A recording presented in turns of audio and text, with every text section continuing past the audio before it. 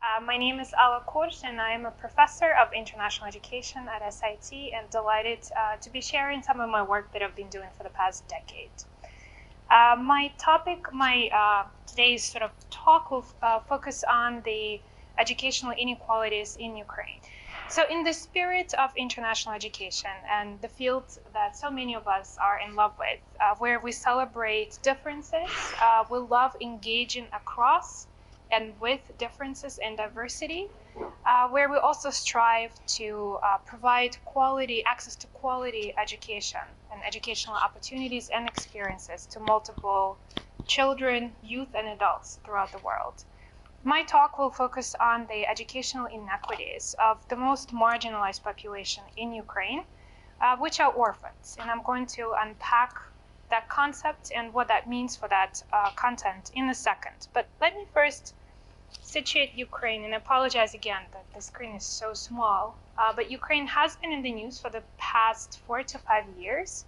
Some of you may have heard about the uprising in 2013-2014, which is called Euromaidan, the Revolution of Dignity, when Ukrainians really wanted to embrace the alignment with the EU, despite some of the political pressure from our eastern border neighbor, Russia, and then that was precipitated by the occupation of Crimea, southern peninsula of Ukraine, and then the east of Ukraine. So about 7% of the territory is currently under occupation by Russia, and the war is ongoing. But despite all of that, life continues. Children are back in school, and some of them are experiencing inequalities despite the current political system. But those inequalities really mirror inequities of the political economy in Ukraine. Ukraine is it's home to about 8 million children, and 1.5% of children are institutionalized in orphanages. And what does it mean? We're looking at about 96,000 to 100,000 children who are classified as orphans in Ukraine. 92% of that population are social orphans. And that means that children have living parents, but they are deprived of parental care rights for a variety of socioeconomic reasons. Primarily, it's substance abuse of parents neglect of their children, they're missing from their lives or incarcerated. And about 8% of that child's population who are orphans are considered biological orphans, meaning they have no living parents. Parents died like in a car accident or something unfortunate has happened. The history of institutionalization dates back to the Soviet era, when the orphanages as big institutions were built in the Soviet Union back in the 1950s and 60s to house the sort of misfits, quote unquote, the children who did not meet the Homo Sovieticus standard, meaning the perfect Soviet human being who would be physically, psychologically, morally, ethically, and ideologically fit. And those were orphans, those were children with disabilities. Parents were discouraged actually from keeping children who were born with cleft palate or had a cerebral palsy. And anyone who had a disability was institutionalized and hidden from the rest of the society because it was shameful for the Soviet Union to admit, to again, the existence of imperfect human beings. Orphans have been institutionalized again since 1950s and 60s, where they would be housed and they would be educated in these self-contained institutions until the age of 18. And then they would graduate at 18 and attempt to re-enter mainstream society, which comes with a lot of challenges when you are secluded in orphanages, which typically were built on the outskirts of cities, in rural areas, again, away from society so that they would not be publicly known. When orphans, and again, apologies, I do have a few images, but if you're interested, I can pass this around. This is just one of the image from the orphanage where I did my study, one of the 2 sites, sort of the image of the classroom activity and recess time.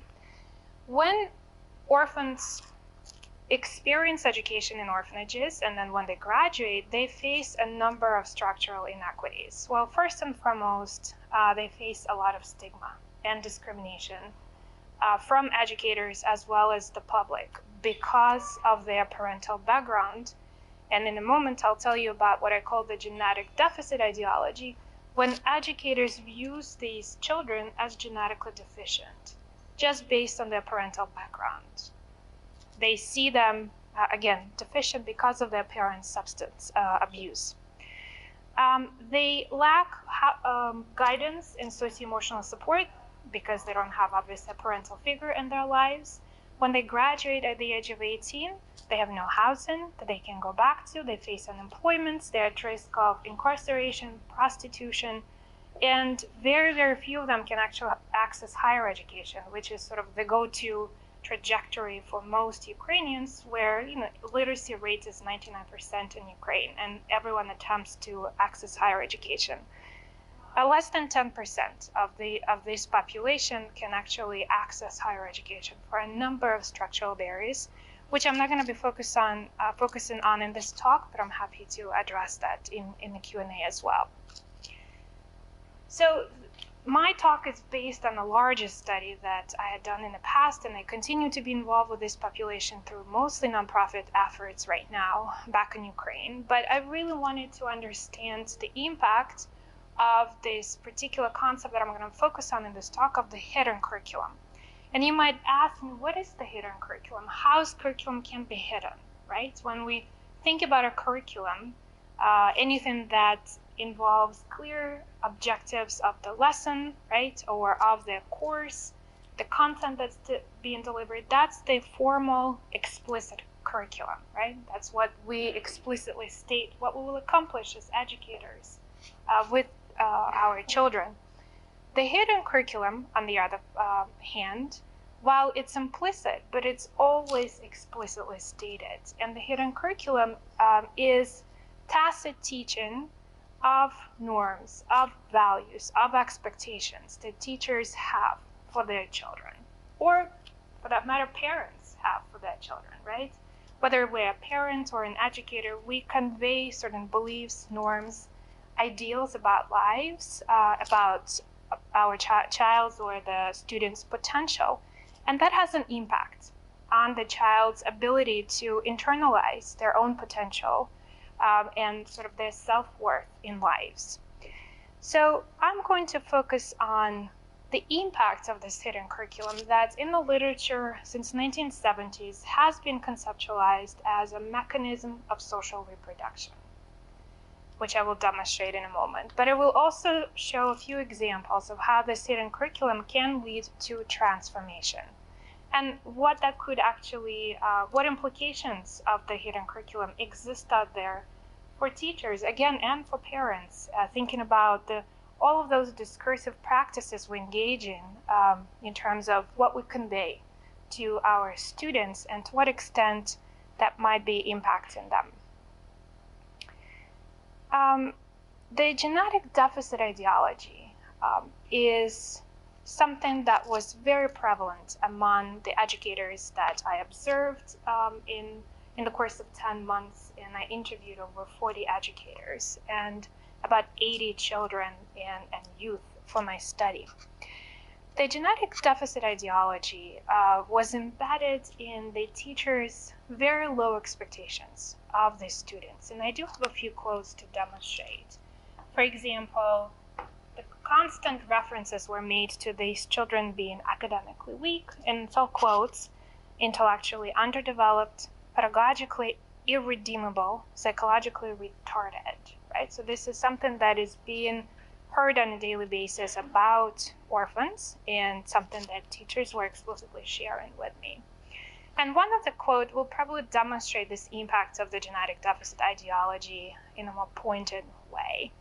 One teacher told me, quote, "People who have abandoned their children," meaning alcoholic people, "they carry negative genes, and then they give birth to their children.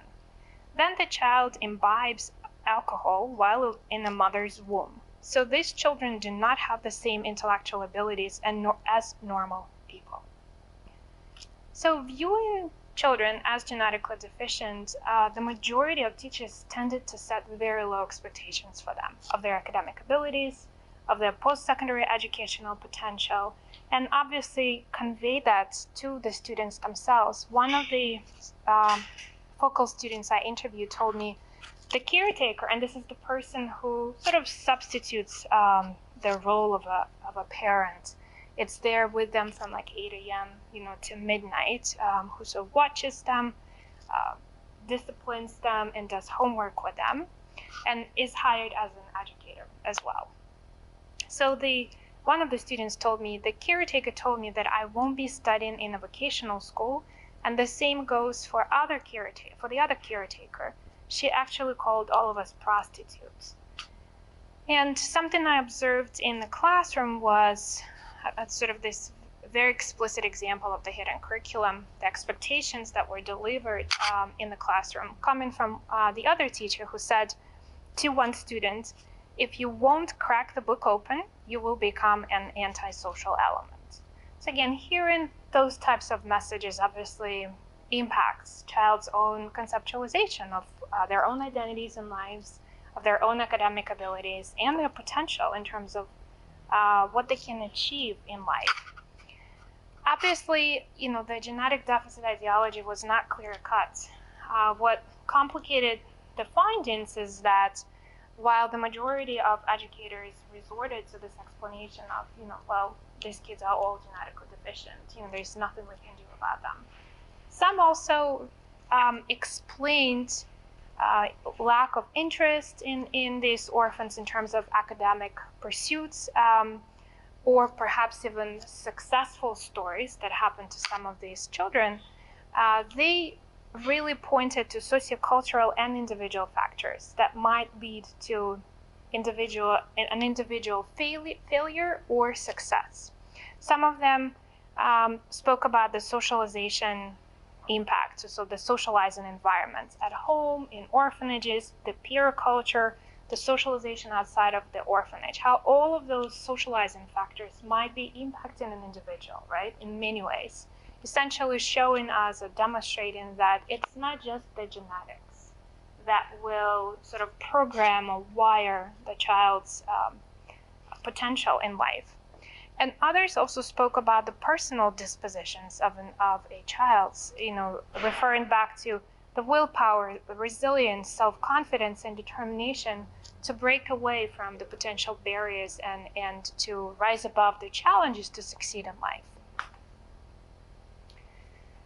So while the picture was pretty grim as I was collecting my data and then really making sense of this data, trying to really look for any other viable practices that potentially can counteract this hidden curriculum that will lead to social reproduction, meaning the inequalities are pretty stark for this population, and if you are being socialized by an educator on a daily basis, and this is the type of messaging you receive on a daily basis, chances are it's very difficult to resist, perhaps, or to challenge that, or to believe in oneself otherwise, right? When you do not have a parental role figure or a strong role model who can actually instill that faith in you.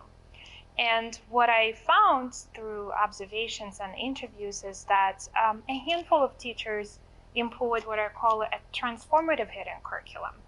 And that consisted of art therapy, soft pedagogy, and hard caring. And I'm just going to explain what those mean. And art therapy enabled teachers to what they called tap into a child's personality through art to cultivate their talent, patience, discipline, determination, and further improve their academic performance. Not everyone obviously employed art therapy as an example, as a practice in their classroom, but again, a handful of teachers found it as a helpful and beneficial mechanism. Another group of teachers employed what they called soft pedagogy, and they unpacked it as a one-on-one constructive dialogue on a daily basis, speaking to a child about their potential in life and instilling that positive faith in their own potential through this constant guidance. And one of the teachers stated, I try to avoid class meetings which are designated by the Ministry of Education. Instead, I choose to talk to orphans individually dozens of times outside of the classroom about their aspirations and potential destinations in life. And then finally, some of the same teachers who employed art therapy as well as soft pedagogy, they also utilized a concept that has been written about by mostly US educators, what is called hard caring. And that means high expectations, setting high expectations for children, especially for those who might be coming from underprivileged backgrounds. There's a concept to counteract hard caring, called soft caring. And think about it, soft caring meaning when you pity for someone, when someone feels miserable and you pity for them and you lower your expectations. And this is exactly what some of these teachers challenged. And they said, if I set very low expectations for these kids because they're already underprivileged, I'm only going to hold them back from developing their potential. And instead, I'm going to engage in hard caring, in setting high expectations for their future success. And one of the teachers stated, I try to suppress orphans' ego and challenge them. I tell them that they have to prove to society and themselves that they are capable of achieving success. So in conclusions, educators instilled and enacted both hidden curriculum for social reproduction as well as hidden curriculum for transformation. And these two distinct hidden curricula, they were informed by teachers' personal and professional experiences, by their own ideological beliefs, as well as their relationships with each child and their understanding of the political economy of Ukraine. Some teachers articulated explicit low expectations of orphans' academic abilities and their career potential, and envisioned orphans' lives unfolding either in vocational schools, which are considered of low quality in Ukraine, alcoholism, prostitution, or crime. This hidden curriculum certainly informed orphans' self-conception of their own prospects and really sorted both boys and girls into distinct life tracks. And other educators, select educators, they enacted transformative hidden curriculum through art therapy, soft pedagogy, and hard caring. And in a nutshell, what I want to end on is that the hidden curriculum has its own limitations, obviously, because both the hidden curriculum for social reproduction and for transformation were always situational. They were always context dependent, and they were never equally applied to all children. And what's complicated about it is that they were constantly in flux as teachers negotiated what types of practices they delivered in the classroom for what type of children, whom they singled out, whom they favored over others. That these two hidden curricula, being constantly in flux, they were coupled. What's interesting that they were coupled by the same educator in the classroom. That the same educator could employ the hidden curriculum with low expectations, and the same educator could also employ hard caring, setting very high expectations for other children.